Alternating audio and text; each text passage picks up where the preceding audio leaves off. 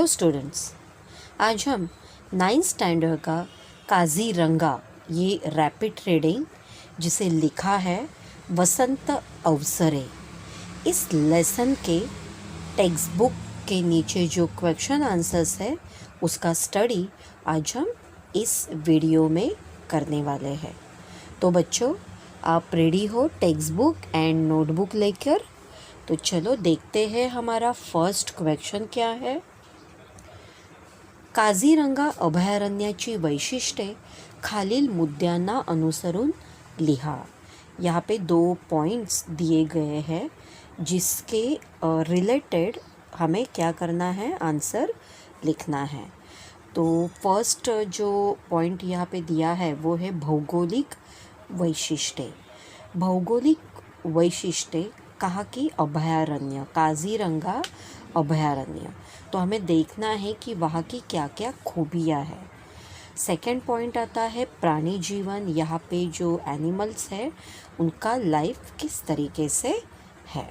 तो चलो आंसर हम शुरुआत करते हैं। साऱ्या भारताचे भूषण असलेले काझीरंगा हे अभयारण्य आसाम राज्यात सुमारे 265 चौरस किलोमीटर परिसरात वसलेले आहे। आसाम में जो काजीरंगा ये अभयारण्य है उसका एरिया कितना दिया है, तो 265 चौरस किलोमीटर। या परिसरात सर्वत्र चिखल खूप जास्त प्रमाणात आढळतो। यहाँ पे कीचड़ वो बहुत ज़्यादा मात्रा से होता है। इथल्या कमरे इतक्या चिखलातून फिरणे माणसाला अशक्य असते। मतलब यहाँ पे जो कीचड़ होता है वो अपने विस्ट तक, कमर तक होता है और इंसान जो ह्यूमन बीइंग्स हैं उनको यहाँ पे घूमना बहुत ही इम्पॉसिबल है। त्याचबरोबर इथे सर्वत्र इतके उंच गवत वाढलेले असते की त्यामध्ये हत्तीवर बसलेला माणूसही लपून जातो। मतलब इतना बड़ा ग्रास वहाँ पे होता है कि अगर कोई एलिफेंट के ऊपर भी इंसान बैठा हुआ है तो वो भी उसमें छुप सके। या अभयारण्यात वावरणाऱ्या प्राण्यांमध्ये, अभी जो सेकंड हमारा पॉइंट था प्राणी जीवन, उसके बारे में इसमें इंफॉर्मेशन दी है बच्चों कि इस अभयारण्य में जो भी एनिमल्स है उसमें इतकी विविधता आहे, इतना डिफरेंस उसमें होता है। अशी विविधता एक आफ्रिका सोडल्यास इतर कुठेही आढळत नहीं। मतलब अफ्रीका कंट्री में ही इस तरीके से डिफरेंस एनिमल्स में होते हैं। हुलॉक नावाच्या शेपटी नसलेला वानर फक्त इथेच आढळतो। वानर मतलब मंकी, और उस मंकी का नाम क्या है, हुलॉक, जिसे टेल नहीं है, वो यहाँ पर ही मिलता है। आसामचे वैशिष्ट्य दाखवणारा दुसरा खास प्राणी म्हणजे एकशिंगी गेंडा होय। या ठिकाणी सगळे वन्य पक्षी बहुतेक सकाळी लवकर किंवा सूर्यास्ताच्या वेळी पाहायला मिलतात। मतलब एकदम मॉर्निंग में आप यहाँ पे एनिमल्स को देख सकते हो, या फिर जब सनसेट होता है उस वक्त आप यहाँ पे एनिमल्स को देख सकते हो। इथल्या गवतामध्ये मनसोक्त चरणाऱ्या रानमशींचा कळप पाहिला की मन आनंदून जाते। किंचित काळसर अंगावर अस्पष्ट पांढुरके टिपके असलेल्या हरणांचा उड्या मारत वेगाने पळत जाणारा कळप पाहिला कि मन समाधानाने भरून जाते। तो इस तरीके से आपको क्या करना है, फर्स्ट क्वेश्चन का आंसर लिखना है। नाउ बढ़ते हैं हमारे सेकंड क्वेश्चन की तरफ, जो है प्राण्यांचे गंध ज्ञान। या संकल्पनेबाबत तुमसे मत लिखा। यहाँ पे आपको स्वमत लिखना है, आपके खुद के व्यूज़ डालकर आंसर लिखना है। और क्या क्वेश्चन पूछा है? प्राण्यांचे गंध ज्ञान। गंध मतलब स्मेल, किस तरीके से वो स्मेल कर सकते हैं। तो देखते हैं इसका आंसर हमें किस तरीके से लिखना चाहिए। काझीरंगा अभयारण्यातील कमरे इतक्या चिखलातून फिरणे माणसाला अशक्य आहे। शिवाय या ठिकाणी सर्वत्र खूप उंचच उंच गवत वाढलेले दिसते, त्यामुळे इथे जंगल सफारीसाठी 15-20 हत्ती खास शिकवून तैयार केले आहेत। मतलब यहाँ पे जंगल सफारी, जंगल में घूमने के लिए 15 से 20 एलिफंट उन्हें रेडी किया गया है ट्रेनिंग देकर।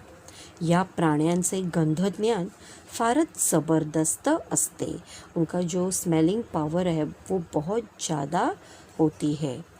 तोंड हवेत फिरवून चारी दिशांचा वास घेऊन आपल्या शत्रूचा, थोडक्यात आपल्या जवळपास असलेल्या मृत्यूचा अंदाज त्यांना घेता येतो।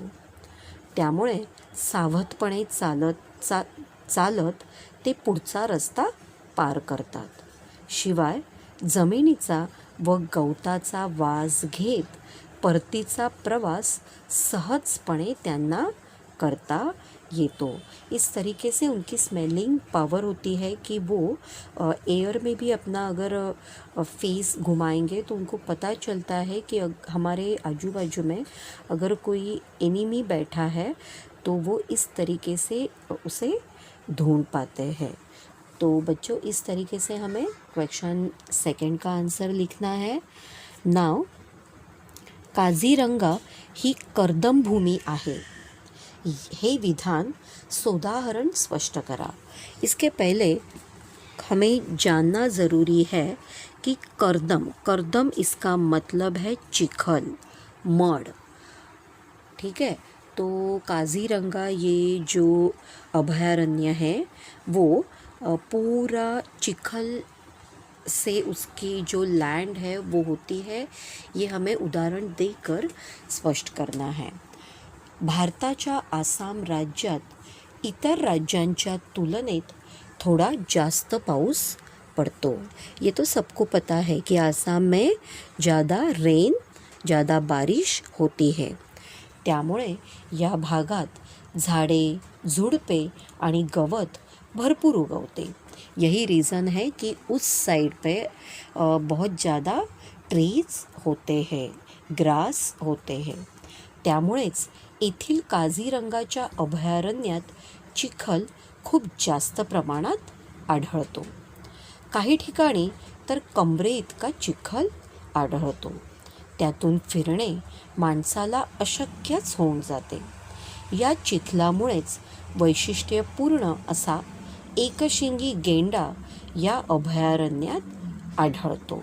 यही कारण है कि उस कीचड़ में ही हमें क्या मिलता है, वहाँ पे एक शिंगी गेंडा। आपले शरीर थंड ठेवण्यासाठी तो स्वतःला चिखलाने माखवून घेत असतो।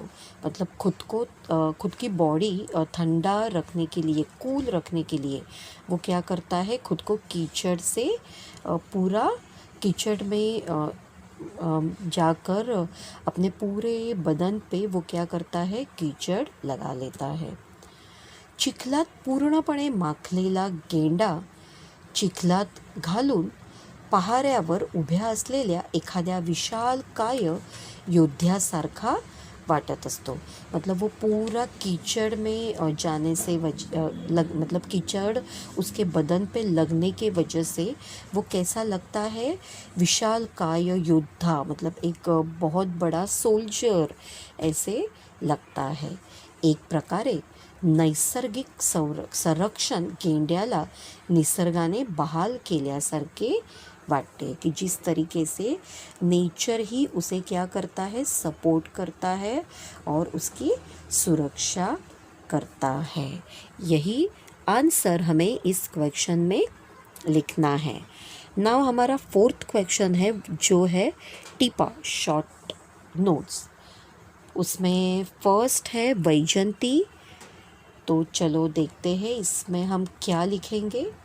काझीरंगा या अभयारण्यात प्रवाशांना फिरवून आणण्यासाठी आसाम सरकारने जे 15-20 हत्ती शिकवून तयार ठेवले आहेत त्यापैकी एक हत्तीण म्हणजे वैजंती। अभी वैजंती किसका नाम है कि अभयारण्य काजीरंगा, इसमें जो 15 से 20 एलिफेंट है जिसे ट्रेनिंग दी गई है उसमें से ही एक एलिफंट जिसका नाम क्या है वैजंती।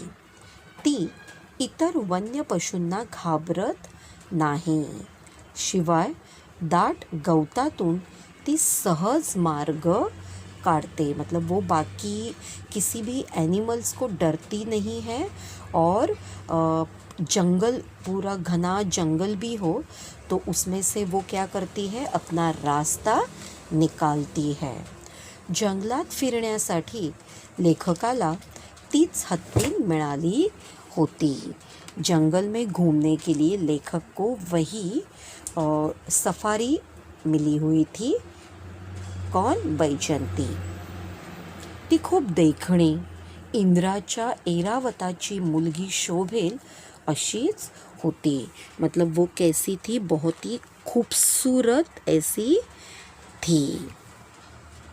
गवतातून चालताना जणू रेशीम साडी सळसळते आहे अशा ऐटीत ती चालत होती। मतलब जब वो जंगल से चलती थी तब ऐसे लगता था जैसे कि कोई रेशीम साड़ी जो है वो क्या हो रही है? जा रही है। अशा ऐटीत ती चालत होती। मात्र माहूताच्या सगळ्या आज्ञा ती मानत होती। जैसे माहूत बताएगा वैसे वो सब उसकी बातें सुनती थी।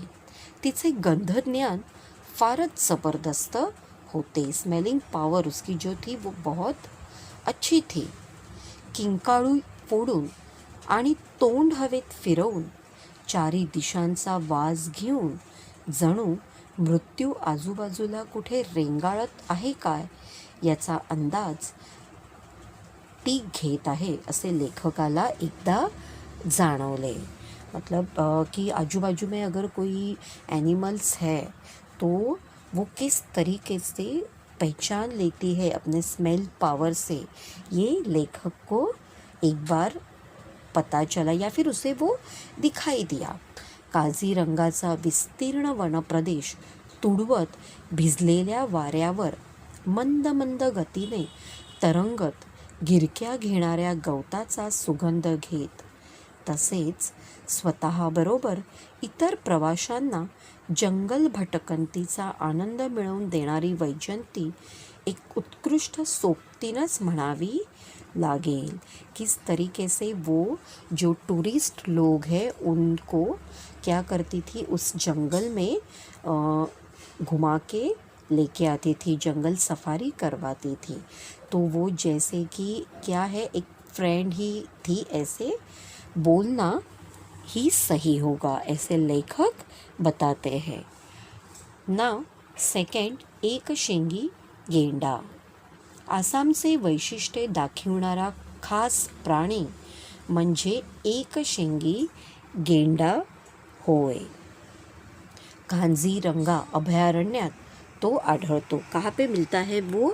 तो काझीरंगा अभयारण्य में मिलता है।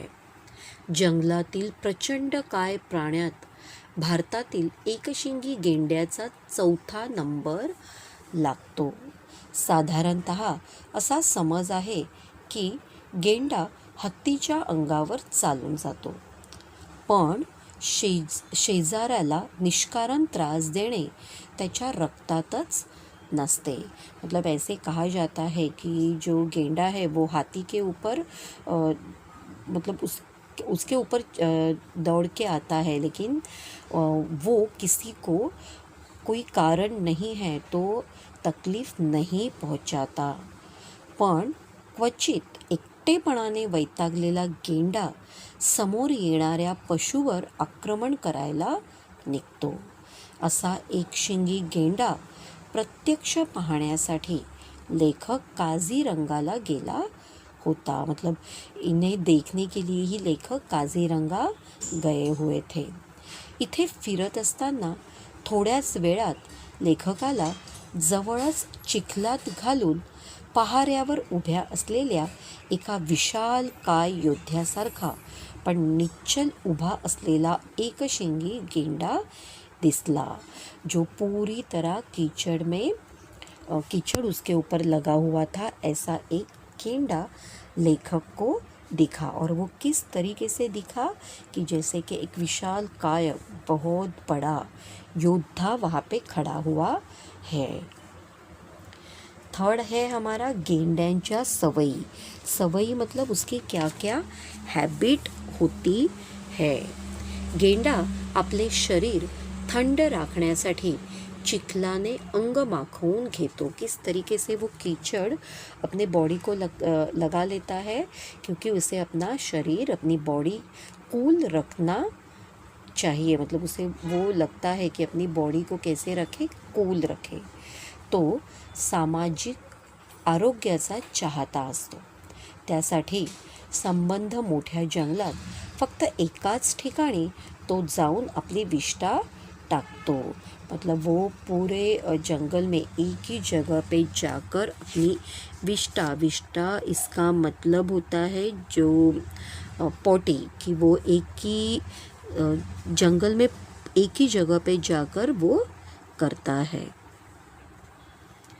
कित्येक मैल दूर असला तरी त्याच एका जागेवर तो नेहमी परतून येतो.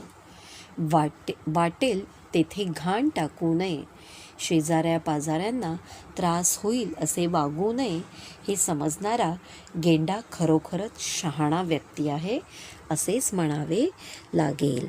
और इसी एक कारण कि वो दूसरों को तकलीफ़ नहीं देता है और अपने आजू बाजू में जो भी है उनको तकलीफ़ नहीं होनी चाहिए, ये पूरा उसका ख्याल रखता है.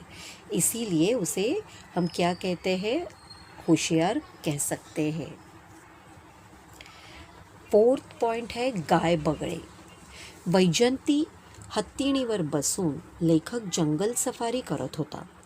त्यावेळी उंच गवतामधून 5-15 म्हशींचा कळप शांतपणे चरताना त्याला दिसला. मतलब 5 से 15 बफेलोज वहाँ पे क्या कर रहे थे, चारा खा रहे थे, ऐसे लेखक को दिखा. म्हशी गवतातून चालतात त्यावेळी गवतातले अनेक लहान कीटक घाबरून हवेत उडतात. त्यांना खाण्यासाठी गायबगळे नेहमीच म्हशींच्या जवळ अथवा त्यांच्या पाठीवरती येऊन बसतात. वो जो कीटक होते हैं उनको खाने के लिए ये गाय बगड़े जो है वो बफेलोज के पीठ के ऊपर आकर बैठते हैं. विशाल शिंगांच्या 10-15 म्हशींच्या मधून वावरणारे हे बगळे पाहून लेखकाच्या मनात आले की निसर्गाची ही काळ्यावरची पांढरी लिपी केव्हा तरी कागदावर चित्रित केली पाहिजे. म्हणजे काळ्या रानम्हशींच्या मोठ्या आणि सुंदर शिंगांच्या मधून वावरणारे पांढरे बगळे याचे सुंदरसे चित्र कधीतरी काढावे असे लेखकाला वाटले. मतलब वो जो बफेलोज है उनके बीच में से जो बहुत ही सुंदर ऐसे वाइट कलर के बगड़े वो जो निकलते हैं तो उसका ड्राइंग बनाना चाहिए ऐसे लेखक को लगा. नाउ आते हैं हमारा जो लास्ट क्वेश्चन है, जो है तुम्ही केलेला जंगल प्रवास याविषयी थोडक्यात माहिती लिहा. आपने अगर किसी जंगल की सफारी की है तो इसके बारे में हमें इसमें लिखना है. 2 वर्षापूर्वी 10वीची परीक्षा संपल्यानंतर एप्रिल महिन्यामध्ये मी माझ्या काकांसोबत ताडोबा राष्ट्रीय उद्यान पाहण्यासाठी गेलो होतो. महाराष्ट्रातील चंद्रपूर जिल्ह्यात असलेले हे उद्यान भारताची शान आहे। ताडोबा राष्ट्रीय उद्यान ये कहाँ पर है? चंद्रपूर जिल्हा। और येथे प्राणी, पशु, पक्षी यांची विविधता आपण अनुभवू शकतो। इथे आढळणारा वाघ हा इथल्या आकर्षणाचे केंद्र आहे। यहाँ पे कौन सा एनिमल ज़्यादा दिखाई देता है? तो टायगर। आम्ही पहाटे 5:30 ते 6 वाजता मतलब 5:30 to 6 o'clock इसके अराउंड वाजता जीपमध्ये बसून जंगल सफारीसाठी निघालो। या ठिकाणी जंगली पशु पक्षी पहाटे जास्त पाहण्यास मिळतात अशी माहिती होती। मॉर्निंग में, पहाटे मतलब मॉर्निंग में ही ऐसे बर्ड्स और एनिमल्स ज़्यादा दिखाई देते हैं। ती अगदीच खरी ठरली। आम्ही फिरण्यासाठी निघालो तेवढ्यातच 5-6 हरणांचा कळप आमच्या समोरून अगदी सहज उड्या मारत गेला। त्यांचा तो सोनेरी रंग, आहाहा! सीतेला त्याच्या कातडीचा मोह का झाला असावा त्याचे कारण खऱ्या अर्थाने मला त्यावेळी उलगडले। आपको पता है ना, रामायण में वो जो स्टोरी है कि किस तरीके से वो सीता देवी उस हरिण के पीछे चली जाती है, तो यही रीज़न है ऐसे लेखक को यहाँ पे लगा। पशु पक्ष्यांच्या किलबिलाटाने सारे वातावरण धुंद झाले होते। बहुत अच्छा साउंड था एनिमल्स का और बर्ड्स का, और इस वजह से पूरा जो एनवायरनमेंट है वो एकदम से मुग्ध हुआ था। डोक्यावरून निर्भयपणे उडत जाणाऱ्या बगळ्यांची रांग पाहिली आणि बालकवींची श्रावणमास कविताच आठवली। डोक्यावर शिंगांचा संभार मिरवणाऱ्या काळविटींचा कळप गवतामधून चरताना पाहिला आणि क्षणभर हरवूनच गेलो। दिवसभर भटकंती करून थकून परतीच्या वाटेवर निघालो। प्रवासी बंगाल 15 ते 20 मिनिटांच्या अंतरावर नसेल आणि तितक्यातच अचानक रस्त्यावर ताडोबाच्या राजाचे भव्य दिव्य दर्शन घडले। चालकाने जीप थांबवली आणि काहीही हालचाल न करता शांतपणे समोरच्या वाघाकडे पाहण्यास सांगितले। त्याची ती भेदक नजर, डौलदार चाल पाहताना आम्हाला कसलेही भान उरले नव्हते। इस तरीके से एक एग्जाम्पल यहाँ पे दिया है कि किस तरीके से जंगल प्रवास, जंगल का ट्रैवल अगर आपने भी किया हो तो आप भी अपने ओन वर्ड्स में इसका आंसर लिख सकते हैं। तो बच्चों, अगर आपको इस वीडियो के माध्यम से क्वेश्चन के आंसर्स अच्छे से समझ में आए हैं तो प्लीज़ लाइक करना मत भूलिए। एंड ये वीडियो देखने के लिए थैंक यू सो मच। अपना ख्याल रखिए। टेक केयर बच्चों।